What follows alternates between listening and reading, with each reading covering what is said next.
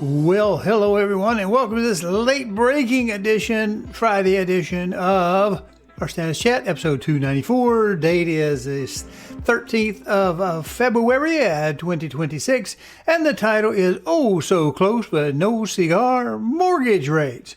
All righty, what do you say we hit that QR code that reminds us where we're all going to be able to find this show and others just like it weekly.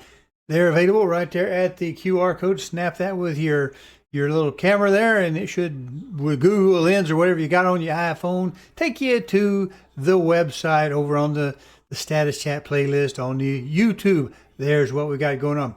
Now, we're going to hit this pretty quick because we are a late breaking edition, and quite honestly, my back is killing me today. I've been sitting down too much fighting with AI. I don't know why we need artificial intelligence. I think we need some real intelligence. Yeah, don't you? Anyway, what we got going on here, let's look at this. We're over at our Friends Mortgage News Daily, and I am tickled pink that more and more people that I see out here kind of doing these little Friday posts or Thursday posts, or whenever they are, when they're not dancing around turning water faucets on, are actually trying to get to some economic news. So we want to hit this one right here. This is the heart of it. Look at our beautiful green little treasuries are going down. Mortgage rate daily index, 30-year fixes is at negative 0.6. It's green because we want them to go down, right? Unless you own mortgages, in which case you want them to go up because you'll get more interest. But see, all of these indices on all the mortgages are all down. They're in the green, which means they're all lost grounds on returns. And if you look at that, yeah, see, there we are, bond markets. There we go. Now, we're just going to catch this just a tad here. When the administration announced that Fannie and Freddie would be buying mortgage-backed securities in early January, rates fell sharply to the lowest levels in more than 3 years. After a moderate rebound the following week, we have been holding mostly steady in range that was about 1/10 to 2/10 above those long-term lows. The last 2 days have brought enough improvement that the average lender is once again at the levels that are close enough to the long-term lows set on January 9th and 12th. What accounts for the strength? In today's case, incremental gains were driven by the tame reading in January's Consumer Price Index, a key inflation report. In general, lower inflation coincides with lower rates, and today's reading was slightly lower than expected. Good news. I don't know why some people are bound and determined to keep their ideology to be Chicken Little. Chicken Little was actually Henny Penny. She was in Henny Penny was there. Sky's falling, Edgar hit her in the head. The sky is falling, got everybody excited. Yeah, it's going to float up and down. As long as inflation is tame, we're more likely, if we're going to follow economics, we're more likely to cut rates. Now, if inflation is going up like they were during the last administration, we probably want to raise the rates to slow things down. So anyway, that's just the way it is, and it's going in the correct direction. I am a little bit skittish about things getting a little bit out of whack, getting heated back up. But so far, they look like you're going to do it, and hey, I'll take it. I don't know about you, but I'll take it. All right, so I want to bring up another little story if I can find it. All right, I found one. Let's look at that right here, left third of the panel. And we're looking still at our buddies here. We're looking at mortgage applications, right? Composite versus 30-year fixed. Now, if we slide this down, we see that this is the mortgage rate. We see that it was down and it came up. And what we're seeing, though, is we're seeing it what we would expect it to be. We would expect an inverse relationship between the rates and the index.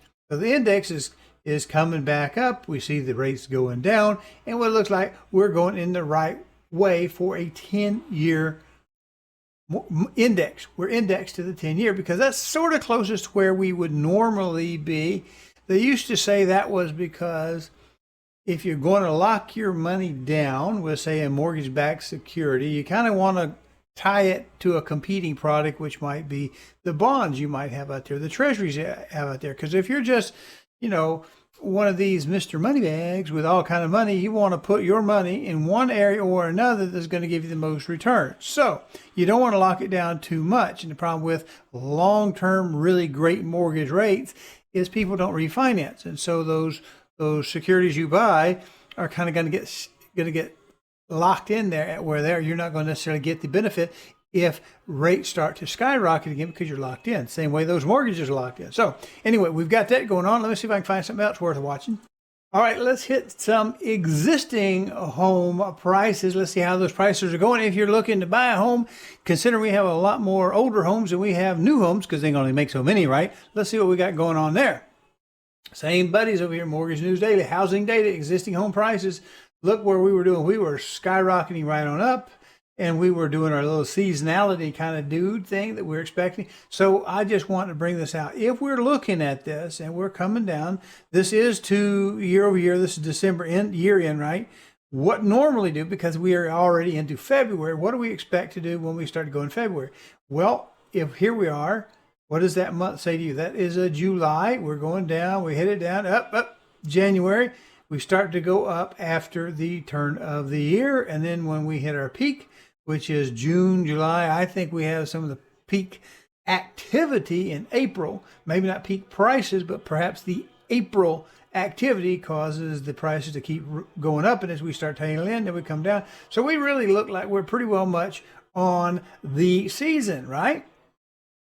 All right, we have switched to national mortgage news because we just referenced earlier in the show about Freddie Mac and Fannie Mae doing what we were talking about, doing some changing how they're doing on the secondary market, affecting, Trump says he wants them to buy back a bunch of them. Well, let's look at delinquencies, right? Here we got the different colors right here. I don't know if it's going to show up on your small screen, but what we've got going on is Q4, Q3, and Q4 again, 25, 25, and 24. So the lighter color is 24, and then we get to the darker, that is Q4 of 2025. And what we see here, the big part I want to point to is, look, overall, we're really not running too bad. We see conventional, when you've got more skin in the game, you do a little bit better in not falling behind. Also, there may be a little bit of relationship there to, if you could get a conventional loan, you probably got a little bit more money to start with. Your financial position probably a little less shaky. And Federal Housing Administration, FHA, they got the biggest delinquencies there, and they usually do. And since we're on the dark color, Q4 of 2025, that's ending in December, what's it doing? It is a little bit higher than we have been previously. In the Department of Veterans Affairs, or vets, are about where we always are, maybe a little bit less, from 4.7 to, 4.6. So it looks like the wheels have not come off. And the big kind of shaky bit that I was afraid of, quite honestly, is not developing so far, which is people getting worried about whether or not they're going to get caught with mortgage-backed securities paying less than what they can get if they're getting them, because they're going to buy them. If the government buys them, it's going to make the prices go up. Hey, that's going to increase the yields there. All right, well, what do you say we look real quick at the reminder that you hit that subscribe button, knock that notification bell upside the head so you find out when we post these things, get them out there on the YouTube. And let's look at our numbers for this week. We're going to compare them again like we do every week to last week. And last week we had 2 of 626. We went down in both the availabilities and the under contracts. They both trended down, but the ratio didn't stay the same. And the numbers specifically were 26, 263, and 3803. Didn't change the ratio, so that's not a big bad thing there. It's holding pretty steady in our little area, our little neck of the wood. What are they this week? Let's get that going. 213.26. We are up as we're headed towards that March and April, when we're going to start cranking back up. We have a little few more on the availables at 26,749. People are getting ready. 39,69 in the under contracts. They're still locking them down. And the ratio between the two did go up a little bit to 15%. So we're a little bit skittish there. So you know what we got to do now? We got to hit our words of wisdom for this week before hitting the end credits and going away.